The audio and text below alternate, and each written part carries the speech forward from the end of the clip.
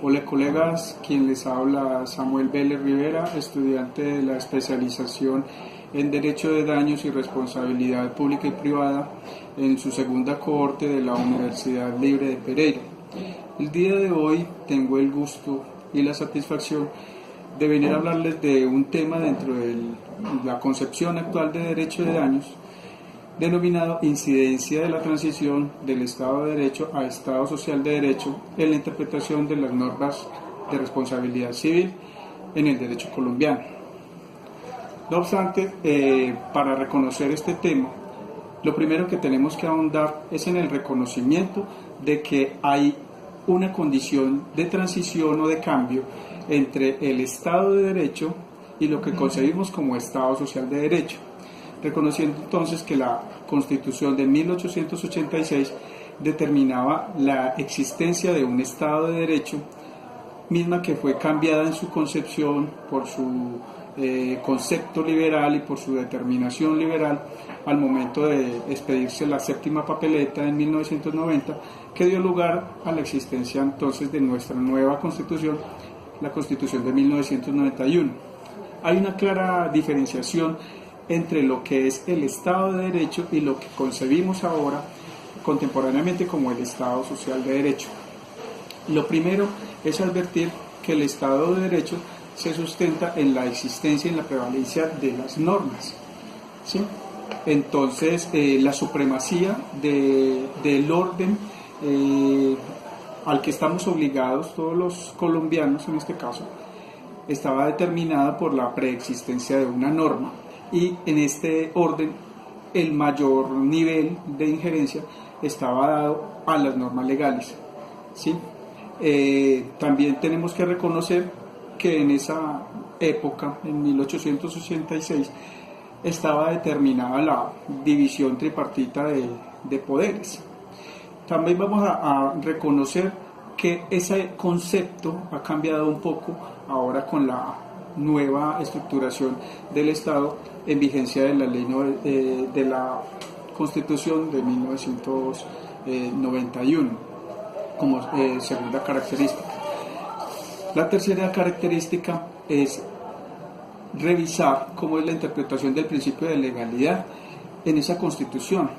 misma que era del orden positivista en el sentido de reconocer la existencia de una norma previamente establecida dentro de la órbita nacional. Y el cuarto punto sería el reconocimiento de los derechos fundamentales, que básicamente eran los derechos que están ligados intrínsecamente a cada una de las personas en su condición humana. A diferencia de este concepto de Estado de Derecho, nace el concepto de Estado Social de Derecho. No podemos dejar de reconocer que nuestra Constitución de 1991 nació a raíz de un proceso democrático en el cual se eligieron nuestros dignatarios ante la Asamblea Nacional Constituyente, y fue la conformación de ellos la determinación que dio lugar al reconocimiento de unas situaciones diferentes a nivel del concepto de constitucionalismo, más moderno obviamente. Entonces, en esta nueva Constitución se emerge la supremacía constitucional, siendo reconocido el sistema constitucional como un sistema de normas que están por encima, sin reconocer que haya ninguna norma que pueda superar ese tope que está determinado en la Constitución. Es así como nuestra Constitución, en su artículo 4, habla de la supremacía constitucional, que es el punto más alto de nivel donde pueden llegar a encauzarse las situaciones litigiosas y las situaciones de legalidad. Entonces, el artículo 4 determina la supremacía normativa en la Constitución Nacional, establecida como un sistema normativo, y en el largo y ancho de toda nuestra Constitución, tanto en la parte dogmática como en la parte estructural, vamos a encontrar diferentes nociones que dan lugar al reconocimiento de esa supremacía constitucional. Bueno, en cuanto a la distribución de poderes, que sería el segundo punto como de diferencia entre el Estado de Derecho y el Estado Social de Derecho, existe la distribución de poderes. Ya no hablamos de la división de poderes como estaba en el Estado de Derecho, que existía un ejecutivo, un poder legislativo y un poder judicial, donde había una marcada concentración del poder en el ejecutivo y una marcada subordinación del legislativo respecto del ejecutivo, sino que en la nueva Constitución emerge la separación de poderes. Bien lo dice el artículo 103 en su inciso segundo, que habrá separación de poderes, pero integración armónica y colaboración coordinada de todas las instancias que tienen que ver con las ramas del poder público y los órganos independientes. Esa también es una diferencia que es fundamental tenerla en cuenta, porque en el Estado de Derecho solamente existían los tres poderes con la subordinación, como ya les he comentado, mientras que en el Estado Social de Derecho, aparte de los tres poderes que trabajan separadamente pero de forma armónica, también existen otras instancias que son los organismos independientes para garantizar una hegemonía diferencial, pero un trabajo armónico entre las diferentes instancias del Estado. Recordemos que la parte dogmática es donde se establecen los principios, los valores y los fines del Estado, como deben resolverse, y en la parte de la estructura, a partir del artículo 113, se determina quiénes son los competentes para las diferentes actuaciones dentro de la administración pública y dentro de lo que al Estado refiere. Ahora bien, dentro de estos órganos independientes nace la Corte Constitucional como organismo de cierre a nivel de reconocimiento de los derechos que están inculcados en la Constitución. Como tercera diferencia está entonces el principio de legalidad, pero ese principio de legalidad ya no queda subyugado solamente a la preexistencia de una norma, sino que está determinado a la existencia de unos principios, que es la parte axiológica de nuestra Constitución y que está irradiada desde el artículo 1 al 10 de la Constitución Política de Colombia,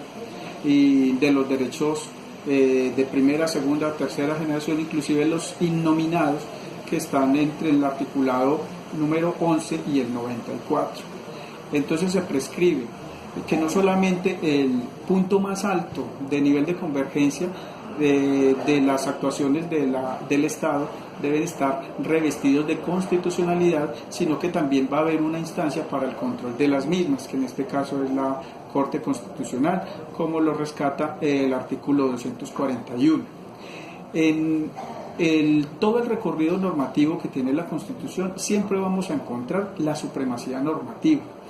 y específicamente lo que tiene que ver con la responsabilidad civil vamos a encontrar el artículo 90, que determina cuándo es responsabilidad del Estado en cuanto a la omisión o la acción por hechos antijurídicos que se puedan dar dentro de la órbita nacional. Ahora bien, tenemos que reconocer que la tercera diferencia entre el Estado de Derecho y el Estado Social de Derecho es que el Estado de Derecho reconocía unos derechos fundamentales, mientras que el Estado Social de Derecho no solamente reconoce los derechos fundamentales, que son los mismos que están recogidos en la Carta de Derechos del Hombre, sino que adicionalmente recoge los derechos sociales, económicos y culturales entre el articulado 42 al 77, reconocidos también como derechos de segunda generación, y los derechos colectivos y del ambiente, reconocidos entre los artículos 78 y 82. Adicionalmente, hay que reconocer que existen unos derechos innominados, y esos son los que dan lugar a que exista una interpretación constitucional. Nuevamente sale avante el proceso de supremacía constitucional, y está irrigada en todos los manifiestos que tiene dispuesta la Constitución. Es también importante aclarar que antes de la Constitución, como estaba todo determinado por normas, hay un claro ejemplo de intervencionismo del Estado en cuanto a las actuaciones que tienen que ver con los particulares, y es por eso que todas las profesiones, lo estoy haciendo solamente a manera de ejemplo, estaban determinadas en unas normas específicas. Sin embargo, la Constitución, en su artículo 6, determina que los particulares son responsables ante la infracción a la ley. Reconocida también la Constitución como en un sistema normativo, o sea, como la norma de normas, como la norma de mayor injerencia. Y a su vez, los servidores públicos están también obligados no solamente del sometimiento de la ley, sino a incurrir en responsabilidades por acción, omisión o extralimitación. Es allí donde nace eficazmente la situación que tiene que ver con la responsabilidad civil. Ahora bien, el artículo 90, como ya lo decíamos, rescata la prevalencia del ordenamiento jurídico y reconocer que hay unas responsabilidades que en primera instancia tienen que ser indilgadas al Estado. Este Estado podrá luego repetir hacia los quienes hubieran causado ese perjuicio,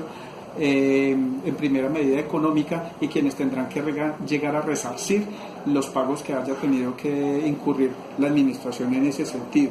Vemos en esta diapositiva entonces como dentro de los cánones de las profesiones no solamente están las actividades riesgosas, sino otro tipo de actividades que devienen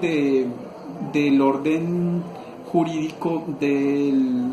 el margen civil o del margen comercial, pero que tienen implicaciones de responsabilidad sobre el Estado, porque el Estado debe ser garante del cumplimiento y la materialización de los derechos de los ciudadanos.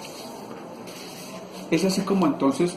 nosotros encontramos que antes de 1991 la profesión de abogado estaba reglamentada por el decreto 196 del 71,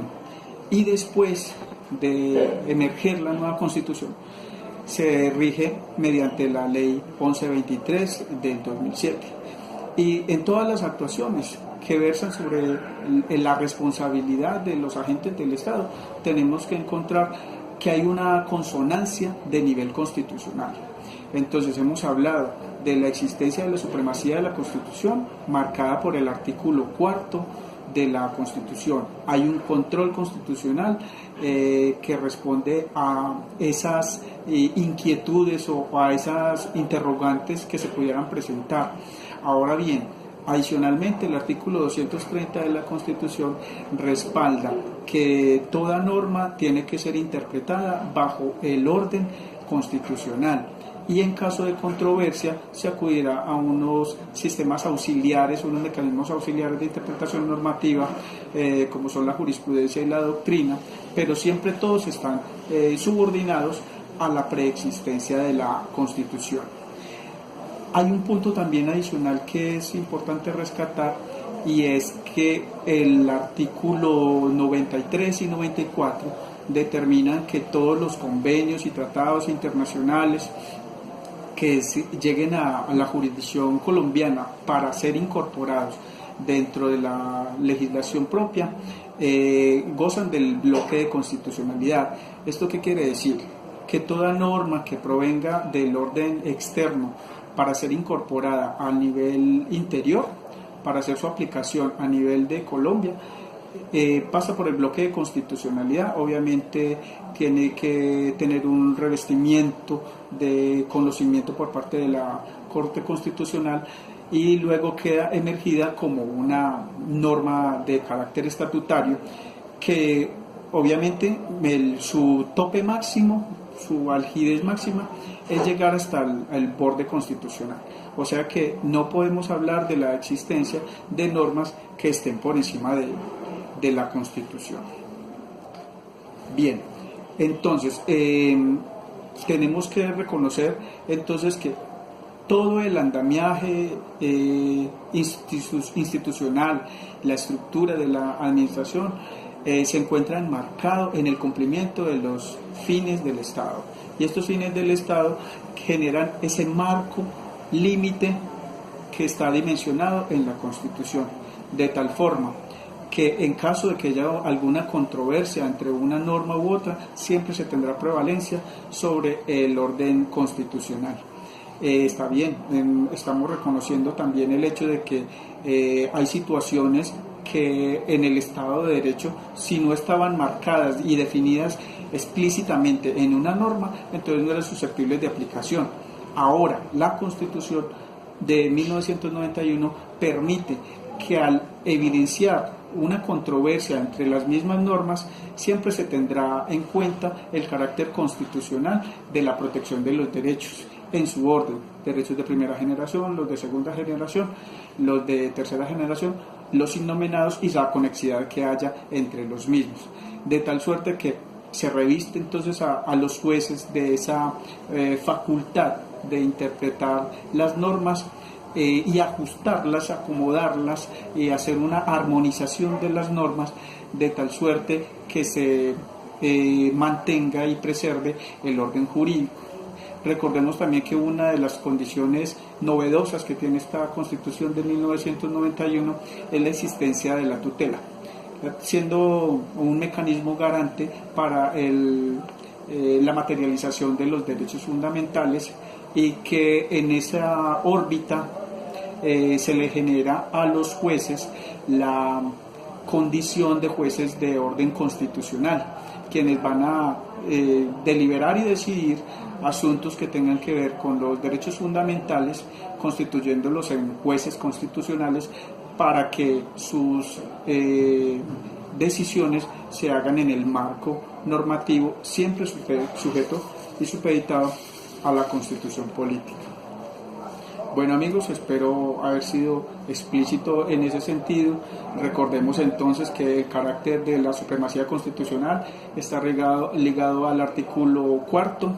que la responsabilidad tanto de los particulares como de los servidores públicos está ligada al artículo 6, que la responsabilidad por el daño antijurídico está ligada al artículo 90,